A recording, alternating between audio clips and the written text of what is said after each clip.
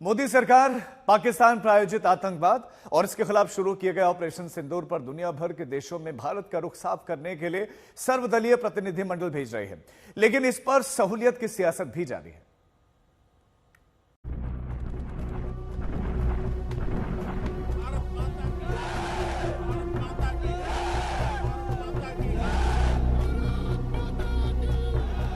जब देश की बात आती है तो भारत ने हमेशा यही संदेश दिया है कि भले ही राजनीति में आपस में उसके मतभेद हों, लेकिन अंतर्राष्ट्रीय मंच पर भारत ने हम एक हैं का नारा ही दिया है। दरअसल ऑपरेशन सिंदूर पर पाकिस्तान ने भारत के खिलाफ प्रोपेगेंडा के तहत कई झूठ फैलाए हैं। इसीलिए पाकिस्तान के झूठ और आतंकवाद को दुनिया के सामने बेनकाब करने के लिए भारत ने डिप्लोमेटिक स्ट्राइक शुरू कर दी है। भारत का सर्वदलीय प्रतिनिधिमंडल अब विदेश यात्रा पर निकलने को तैयार है, लेकिन इस पर सियासत भी शुरू हो गई है।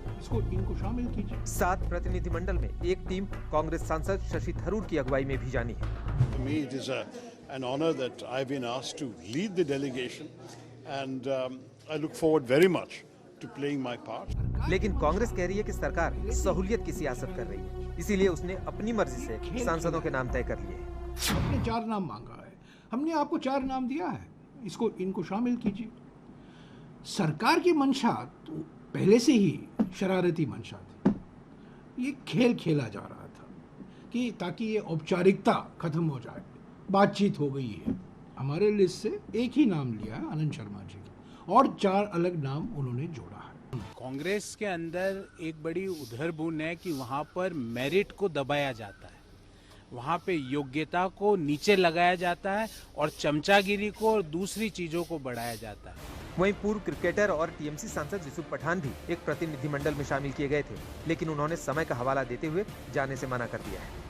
कांग्रेस की तरह टीएमसी भी आरोप लगा रही है कि भारत सरकार ने उनका नाम पार्टी से बिना पूछे ही दे दिया।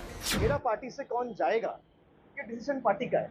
सेंटर और the union government can not decide unilaterally who will represent from which party। मुझे लगता है आहिस्ता आहिस्ता राजनीतिक दलों के चेहरे बेनकाब भी हो रहे हैं कि क्यों राष्ट्र हित से ज्यादा उनको पार्टी का हित नजर आता है। सर्वदलीय प्रतिनिधिमंडल में कुछ ऐसा ही विरोध महाराष्ट्र में भी हो रहा है। शिवसेना उद्धव गुट के सांसद संजय राउत ने इसे राजनीतिक नौटंकी करार दिया है, लेकिन बीजेपी कह रही है कि सरकार का मकसद सिर्फ अनेकता में एकता का संदेश देना है। क्या नौटंकी चल रही? ये एक टूरिज्म प्रोग्राम चल रहा है, ऑपरेशन सिंदूर के नाम पर, टेररिज्म के नाम पर। हाँ, शिवसेना के 9 मेंबर हैं लोकसभा में। हमको किसी ने पूछा नहीं कि लोकसभा में से किसी को आप भेजना चाहते हैं क्या। तृणमूल कांग्रेस के लगभग 35 मेंबर्स हैं, समाजवादी पार्टी के 40 मेंबर हैं, लालू प्रसाद जी के भी 4 या 5 मेंबर्स हैं। आप ऑल पार्टी डेलीगेशन की बात करते हो, तो आप सबको लेना चाहिए। इस समय जो हमारी सरकार ने निर्णय लिया है वो दलगत भावना, क्यों असदुद्दीन ओवैसी भी तो है उसमें। हमने ये नहीं देखा है कि कौन विरोध कर रहा, हमने कहा पूरे भारत का प्रतिनिधित्व होना चाहिए।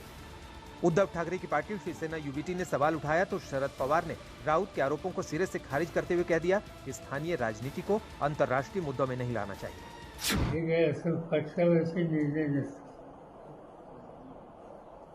ज्यावेळेला नर्सिंग व्यावसायिकांनी होते त्यावेळेला युद्धमध्ये भारताचे शिष्टमंडळ अटल बिहारी वाजपेयी यांच्या नेतृत्वाखाली घेतलं आणि त्या शिष्टमंडळात मी एक सभासद होतो। आंतरराष्ट्रीय प्रश्न ज्यावेळी येतात त्यावेळेला पक्षीय भूमिका घ्यायची नसते। इतर शक्यतो इससे अपने स्थानिक राजकारण कानूनी ऐसी आमची भूमिका है। 7 प्रतिनिधिमंडल में एक की अगुवाई शिवसेना सांसद श्रीकांत शिंदे कर रहे हैं। उन्होंने भी कहा कि इस समय दुनिया के सामने एकजुटता दिखाने का है, अपनी सियासत चमकाने का नहीं। हर चीज पर पॉलिटिक्स करना और ऐसे समय पर पॉलिटिक्स करना, ये पूरे देश की जनता भी देख रही है। और आपको अगर ऐसा लगता है तो आपके पहले सांसद को पूछना चाहिए उनका स्टैंड क्या है, तो उनको पता चल जाएगा।